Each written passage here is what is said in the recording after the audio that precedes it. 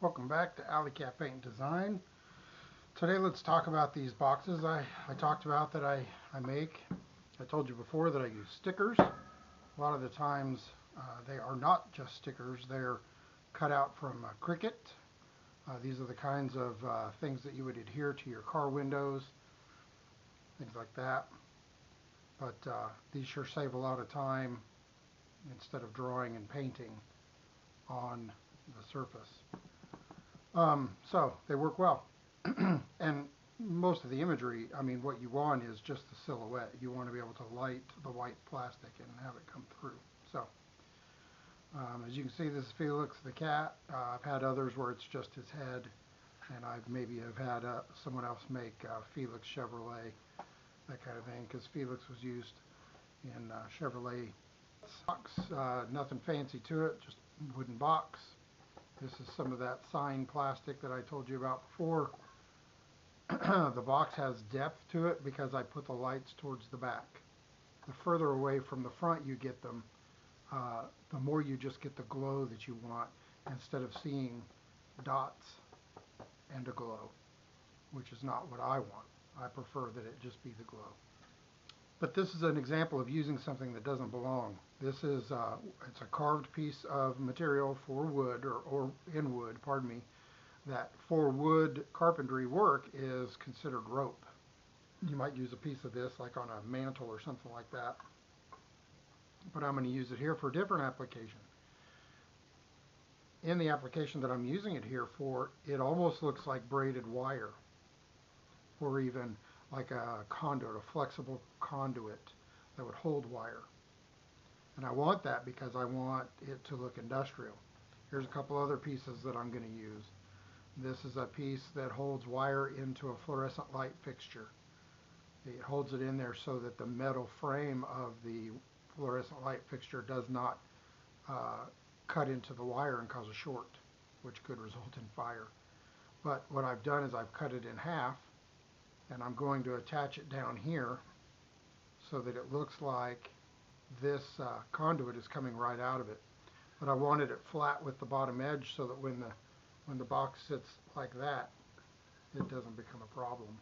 So that'll go there. And then this is another piece of actual conduit, and it will go right here.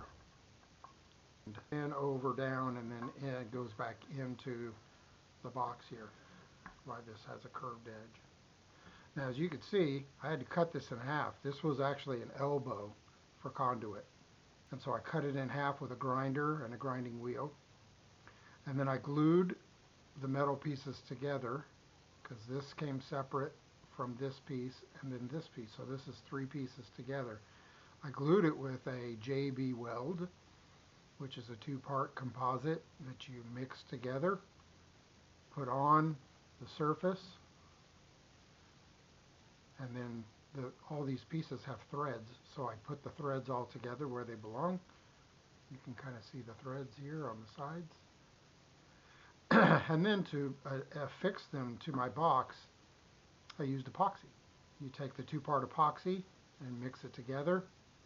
The screw goes down inside, and we have to dam it up here so that it doesn't fill the whole thing, because I have to have room for this to go in here.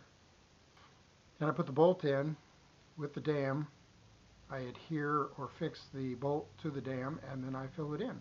And then what helps hold it in is kind of like the nut here at this end. At the other end, there is a head of the screw. So once all the glue comes in and fills around it, it holds it in place. So there you go. Another way to use another piece of material, not necessarily what it's for, but you'll see why. See these kind of a pinkish reddish areas, I filled those with Bondo. This Bondo glazing and spot putty. It's a little different than regular Bondo. Regular Bondo is much like that epoxy. It has two parts. And I usually use a flat piece of metal, and I squeeze some out, and then it's got another tube of what's called hardener, and you put a couple drops of that in it, and then mix it again with a toothpick or a popsicle stick. Once it's good and mixed, you have so much time to apply it before it dries. And I wanted to use it to fill the tack holes because this has been glued down but also tacked to hold it in place for the glue to set. And so that's what I did. I filled the holes. I also used it to fill all the corners because I didn't want bad gapping or anything like that. I used a piece of sandpaper. This is nothing fancy. It's about a 120 grit. I use 120 grit for a lot of things. It's a good medium grit. It's not too abrasive, but yet not too soft. And we just want to clear off any of that Bondo. We want a good clean surface. There we go. I like it. It'll work. Now we also, I'm going to be putting a switch on to add to the industrial look. And I have yet to determine where I'm going to put that. I'm thinking up top here. It's just a simple toggle switch. And it's kind of cool because it's got like the cockpit cover. So this will sit over it, and you pop that open before you can turn it on. And that will activate the lights on the inside. But we'll deal with that later. I'll have to drill a hole for this to come through from the underside, and then the nuts will hold it in place here, as will hold this, and then it'll be held. And then I attach my wiring inside. You won't see it. Similar to this. Take the nut and the washer off. I'll drill a hole where I want it to go, put it through, put the nut and the washer on the inside, so you really won't see it. But you'll get to see a little more of the detail as we go along, especially in the paint process. That's that. I cut a simple back that goes over it. It's nothing fancy. Cut that simple back, and then usually a place for the wire to come out, and then and plug into the wall. So nothing big, but that's that. I'm not going to show you the picture, the cling, however you want to say it, the Cricut cut that I'm going to put on here, because this is a gift. I hope you enjoyed it. Hope you learned something. I can't think of anything else at the moment. We'll revisit this later. Now what I've been doing on this, I got started here. So I went ahead and drilled the holes in the sides where my fixtures will be. But I discovered on both of them, it's not straight across. The epoxy kind of sticks up to a hump here to the bolt. So I got to clean those up. And probably what I'll do, epoxy gets hard. It's just like plastic, and so it can be cleaned up. I don't know if you can see, but see how flat the metal is. But then this kind of comes and humps down to the screw. Creates a hump there, so it's not going to sit flat like I want. So I decided the switch. I want the switch to be on top, and although I prefer the switch like this, it can't be, because this would hit this, and it won't sit flat. And I cannot go out very far to the outside here because it'd run into this plastic. So unfortunately the switch is going to have to be this way. Now a couple of things. This collar or neck for the switch does not go all the way through. So what I'm going to do is fit through, and I need to create a recess for this to fit in as well inside the wood. I'm going to use 2 different bits to do that. Let me show you how.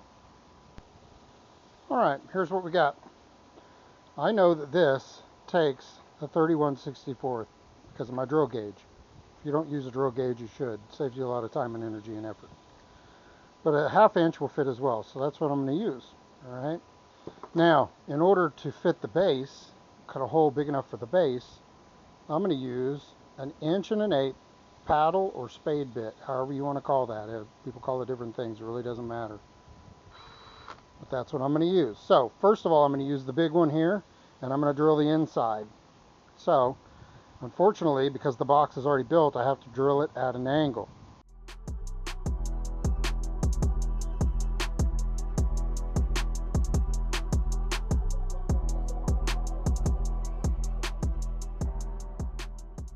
And I don't like how that works at all. I don't think that's going to accomplish what I want. Not the way I want. Put in a little bit bigger, or a little smaller bit.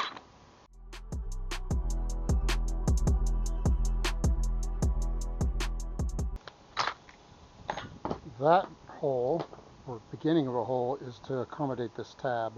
I'm going to come in here and also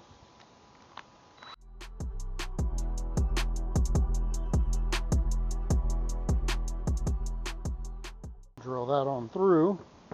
So now I see on the top where it should go. And then here's my 1/2 inch, also paddle or spade bit. And I'm going to go kind of beside that hole.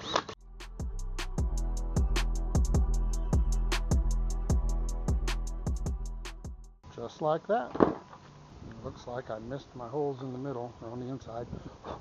But as you can see, that fits right through just like it should.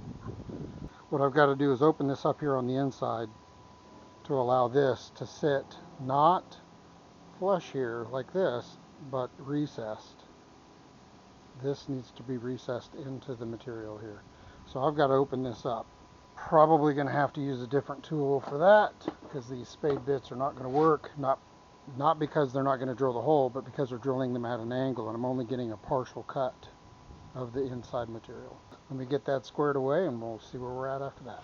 So I've got it all cut out. The switch fits just like it should. It's not very snug, but I will snug it down when I get to that point. Here is the inside. Let's not focus on how poorly that looks. Usually, I've already talked about having things ready, being ready to go with your materials, knowing what you're going to do, etc. And this would be something I probably would have had done before I even assembled this. I would have cut this in, much like this edge, which is where the back goes. The switch was kind of an afterthought. It'll look great when it's all finished, and you won't see the inside.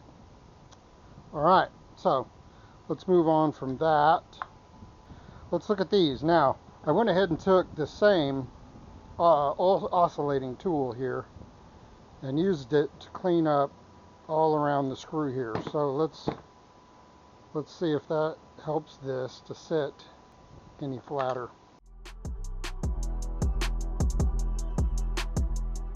Much better. Not 100%, but much better. Then I can put the nut and the washer on and that'll be all she wrote. So let's focus real quick on the other side.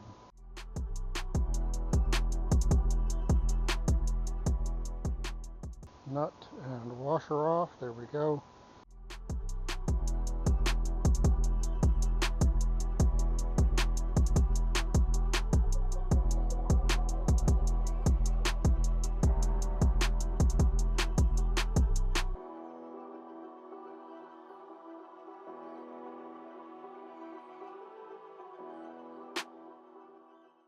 That probably helped a lot. Look at that, much better. I like how that fits on there. And then those screws will tighten down into those holes, and if they don't, I can just as easily slide this back out before it's affixed and make the holes a little bigger. So, I like it. I think we're about ready. Might put a little something in here to kind of fill this crack that I put in there from cutting through it. Beyond that, I think I'm about ready to start painting. Please like, share, and subscribe. See you in the next video.